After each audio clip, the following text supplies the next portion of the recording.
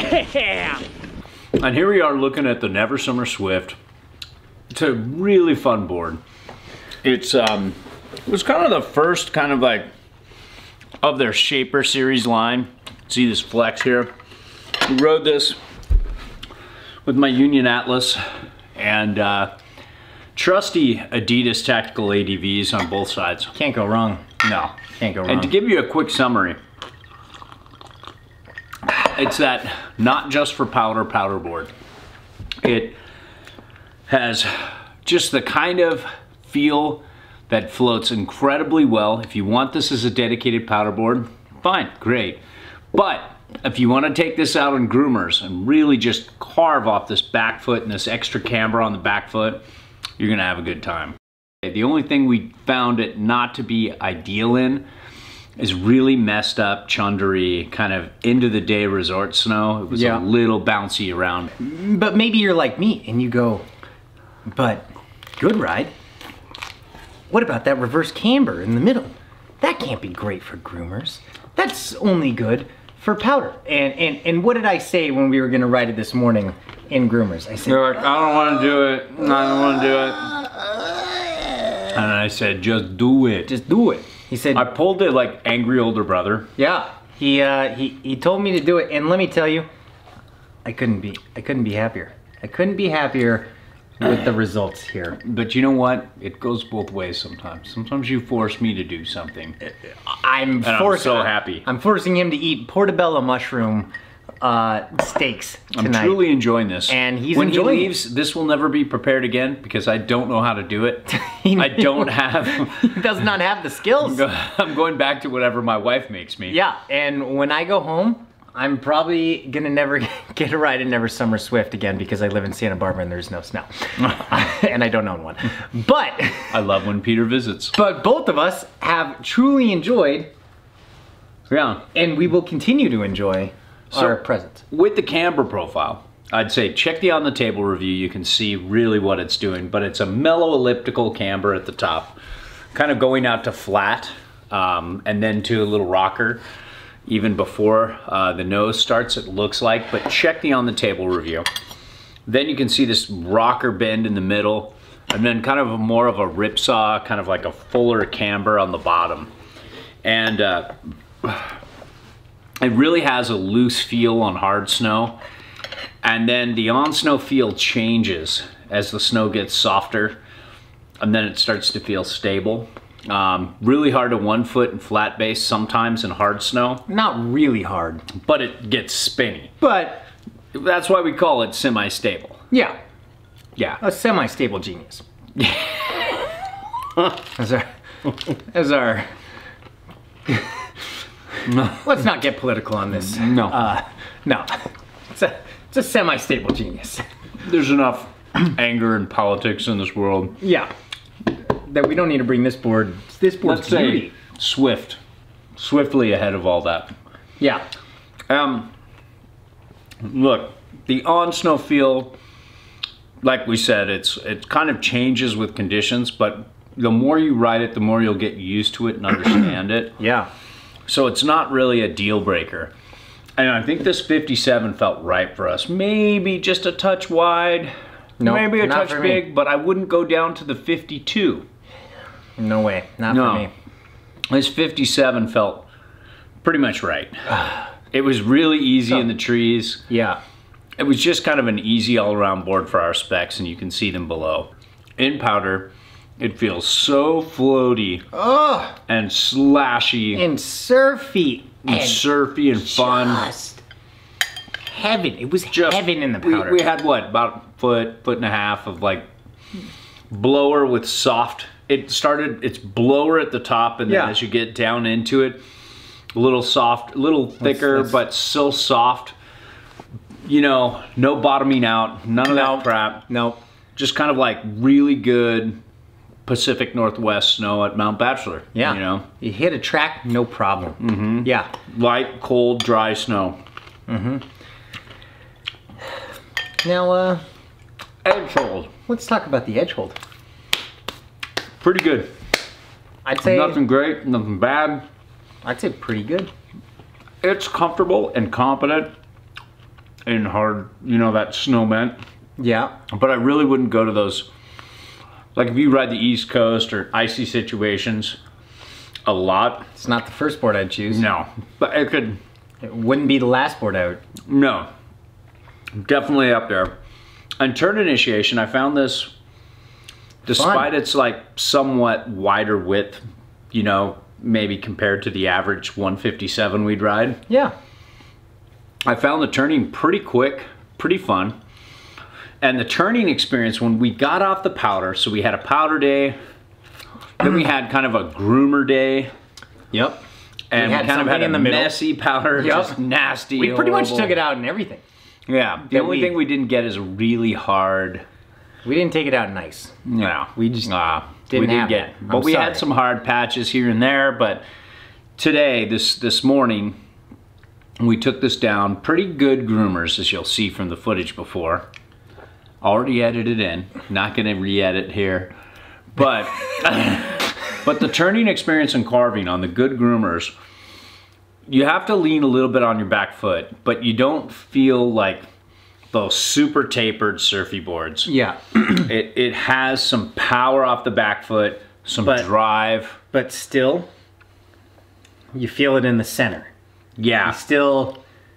You got to press off that back foot and keep that front foot kind of like pressing towards the center, and it drives. Yeah. And it carves, and it's super fun. I think that's one of the more underestimated aspects of this board. Yeah. The only thing I really didn't like about it is in bumpy, super uneven snow, how sometimes it just felt a little, like, we compared it that day we were riding the Karua Dart. Yeah. It's really not a comparison, that's why it's not here. They're just so apples to oranges. But the Karua Dart with its full camber really just didn't buck and bounce around, really drove through that uneven snow better. And I think that's what we liked a little better in that particular situation, yeah. But in light blower, perfect snow, this thing was just amazing. And really good on a clean groomer. And really good on a clean groomer. Like, really shockingly good. Don't get me wrong, this board's damp. It can absorb chunder. It can weave in and out of bumps. But for some reason, it just felt too, like, washy, kind of powering through. Sometimes when you, like, bucked off, like, it just didn't, you know, but not the worst. Definitely not the worst. Definitely not even close to bad by any means. And it's got that legendary, like, never summer dampness balanced with pop. Not many companies can, sometimes they go over dead or over poppy. It's hard to find that middle ground, and this has like this rubbery dampness along with a lot of pop, but it just felt like loose, like too loose and uneven snow. I just felt like, I wouldn't say bucked me around, but I just didn't feel like I could drive through where I wanted to go. You know what I mean? Where boards with more more hybrid or traditional camber have that drive through, but mainly hybrid. And then mainly hybrid, yeah, you could rail a turn with this. You could carve hard. You can go fast. Pretty fast. You can go pretty fast. Yeah. It starts once you're like trying to straight line. If you're trying to straight line down a black diamond, like trying to get that 60 plus, A little loose. You are definitely gonna feel that reverse camber a little bit in between your feet. Like no lie. I believe we're eating the whole meal on this one review. I absolutely felt the reverse camber. You know, I think people who are watching the On the Couch reviews understand that they're in for the liquor loosens two already talkative mouths. Yeah, exactly. This is almost more of like a long podcast with Neil deGrasse Tyson and Eugene Merman over here than it is necessarily a quick biopsy of the board itself. We're here for you guys. You guys are here for us. Maybe, hopefully, I don't know. You're my Merman. Yeah. You're my Tyson. I'm the Tyson to your Merman. Yep. But yeah, once again, it's still during certain amounts of speed and once you laid into a carve, it felt so much better than I thought it could, than I thought it would ever feel. He didn't want to. I didn't want to. When we were up there, he was just like, yeah, we're gonna take down these perfect fresh groomers. I was like, really? The Never Summer Swift? And after I took it down, I was like, wow, that was amazing. So now, absolutely amazing. For Peter to do, right now, Peter's gonna be James and tell you, gentle readers, what this board would do in the park, jibs, jump, pipe.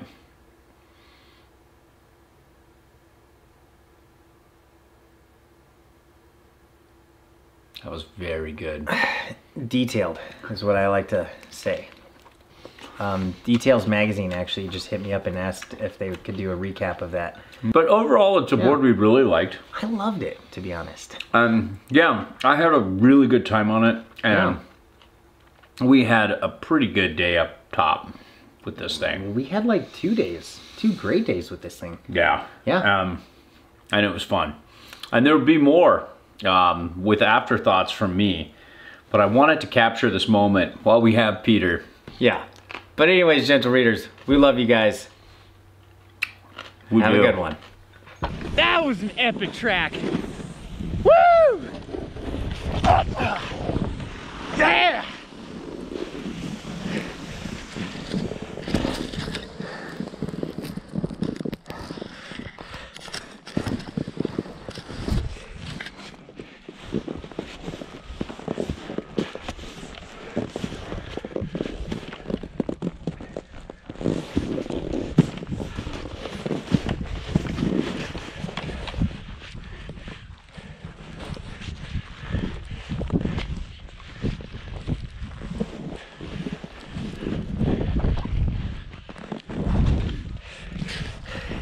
Yeah, baby! People, when you ride as hard as we do, you need to continue from there. You need to eat clean. You need to eat healthy. So what we have here, my friends, is a deliciously prepared portobello mushroom.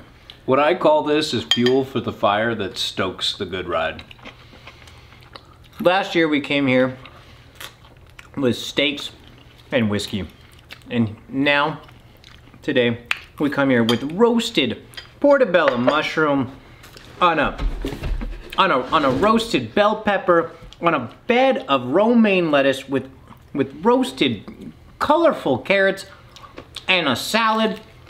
Just a splash of vodka to, you know, even things out. We don't want to get too crazy here. But